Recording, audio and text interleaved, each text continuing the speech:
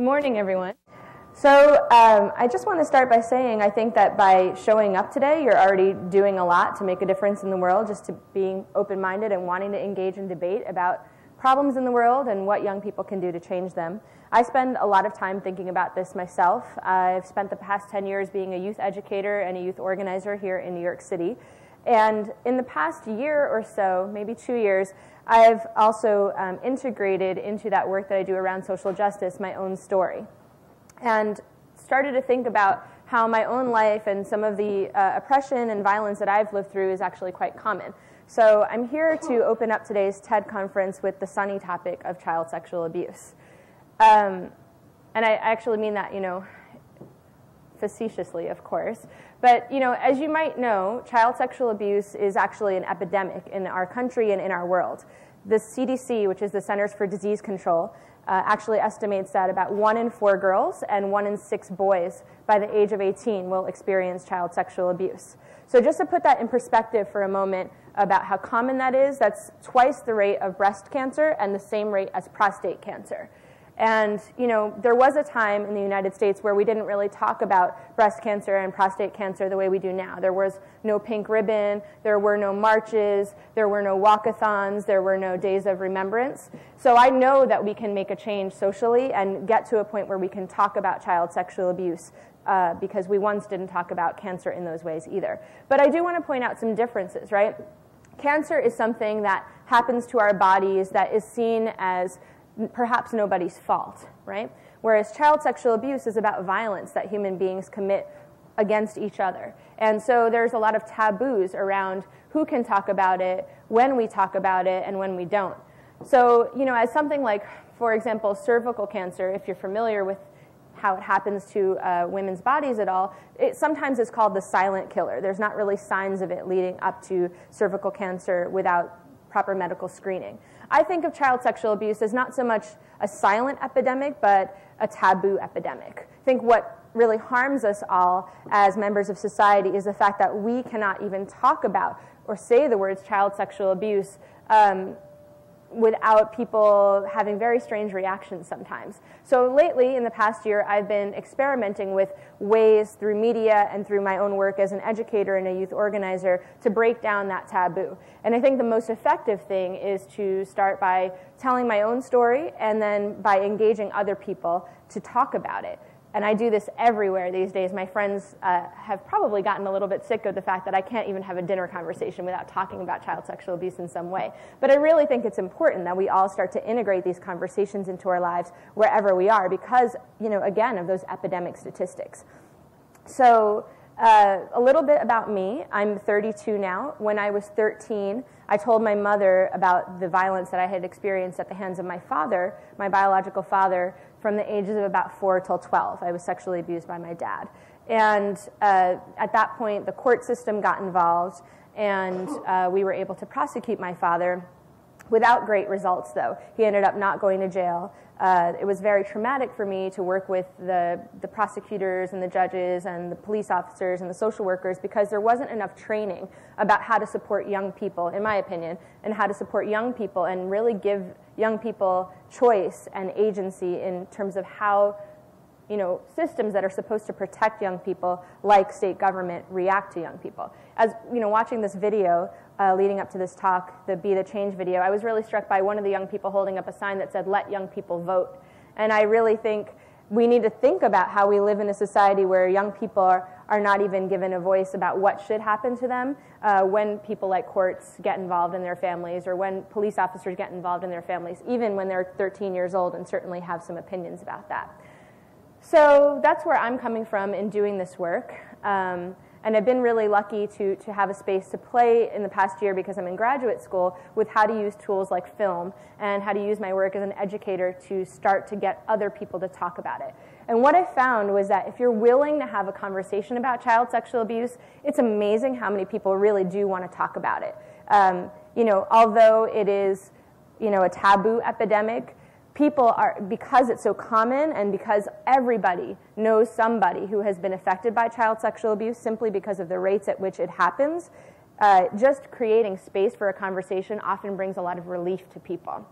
So what I started to do at NYU last spring was set up interviews with NYU students and people that I met on campus with a camera in a room. I had a release form, and I said, do you have 10 minutes to talk to me about child sexual abuse? And I interviewed 14 people over the course of about a month.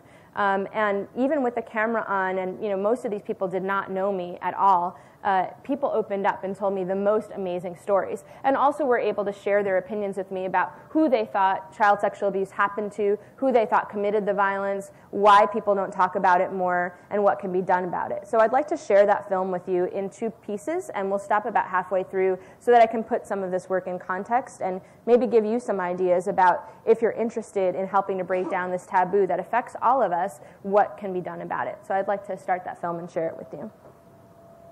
Don't want to think of anyone you know or anyone you've ever come into contact with being affected by it, because it's just so scary. I don't even want to think about it at times. It makes me feel extremely sad on the inside, and it makes me want to do something to help someone.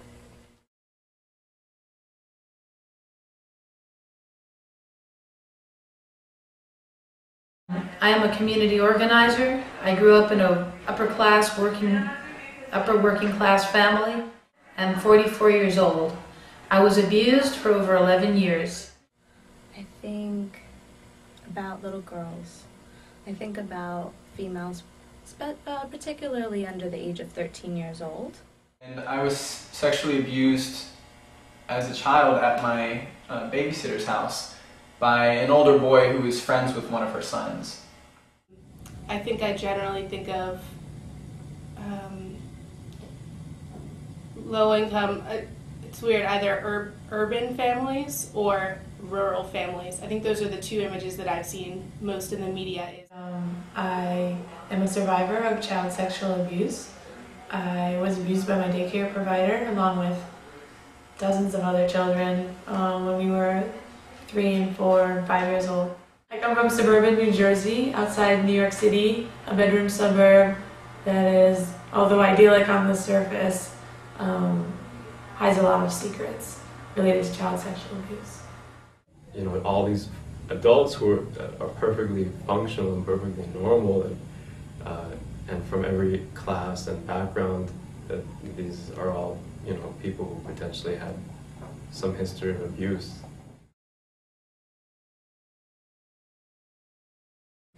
I just think that a lot of the news stories that I've seen or heard of are people who are trusted by the family or by the kids, sometimes teachers, priests. But then again, when some of my friends have told me about their abuse, it's like their cousins or their fathers. I think fathers, I think older men who are in the families of the victim. The fact that my abuser was a woman, so folks have assumed that I'm gay, and that's somehow related to the fact that my abuser was a woman. And that is, of course, if they don't first assume that women don't abuse children, because they have a picture of pedophiles as men, usually straight men, sometimes gay men. That's another stereotype. That there are people that we might hold in high regard, that perhaps because of that shield of reputation, they feel that they can get away with it. Perpetrators are generally family members or friends of the family, and often were victims or survivors of abuse themselves.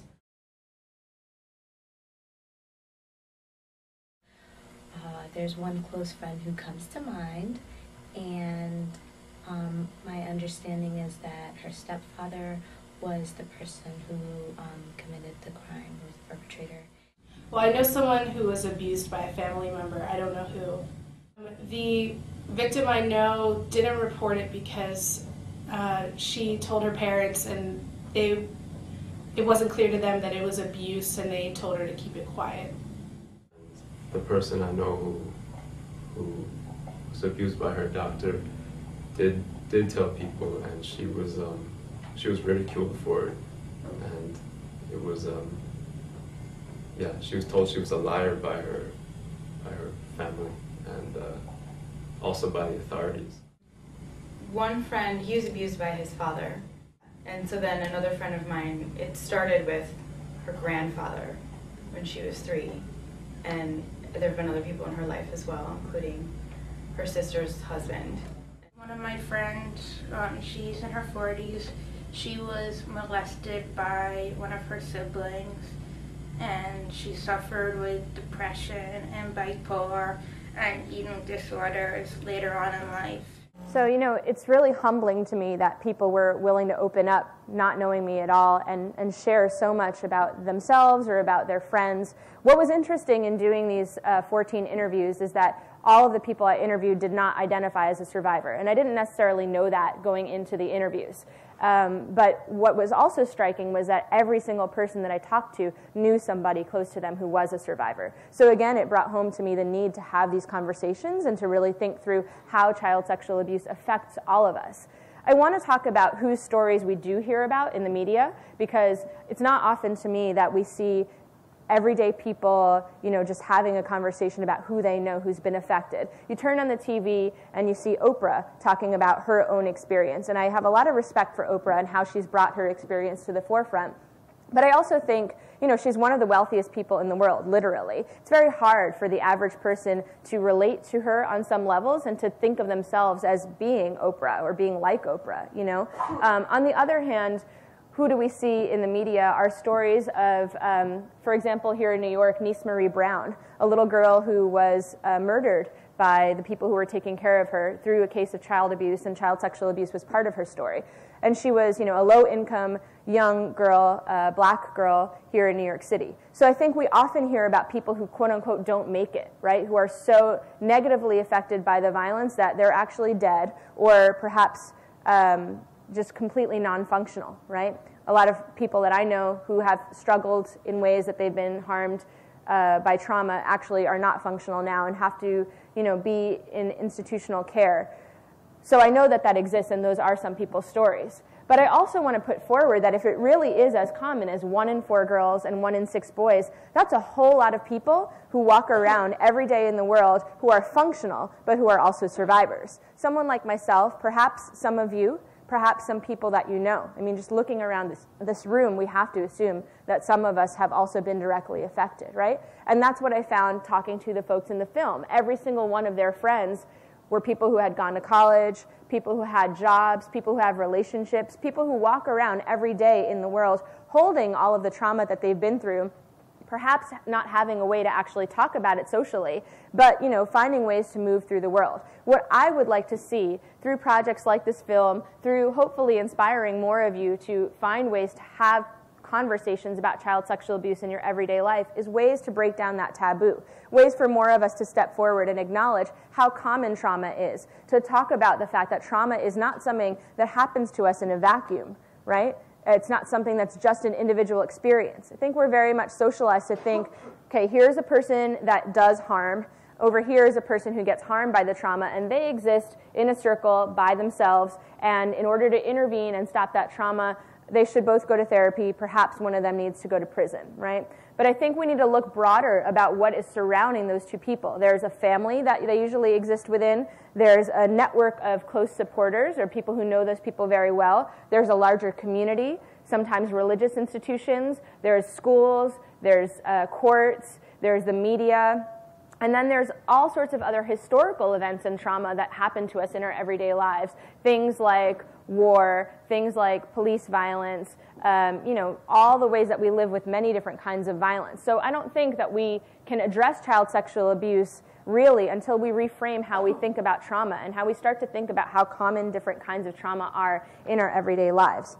Finally, I want to leave you with, for anyone in the room who is a survivor yourself, I hope that you find this inspiring and know that you're not alone. For me, when I was your age, I did feel like I was the only one in the world. I didn't know about the statistics. I didn't think about child sexual abuse as an epidemic. And just to know that healing is possible, and I do think the first step is finding a way to talk to people who care about you and talk to people who are really going to be able to hear your truth and support you through your healing journey. And I hope that all of you will acknowledge that child sexual abuse is something that affects all of us, and start to think of ways like films, like conferences, like workshops, like dinner conversations to actually start breaking down that taboo so that one day we can all talk about child sexual abuse the way we talk about breast cancer, the way we talk about prostate cancer, and the way we talk about HIV, and really break down this epidemic. Thank you.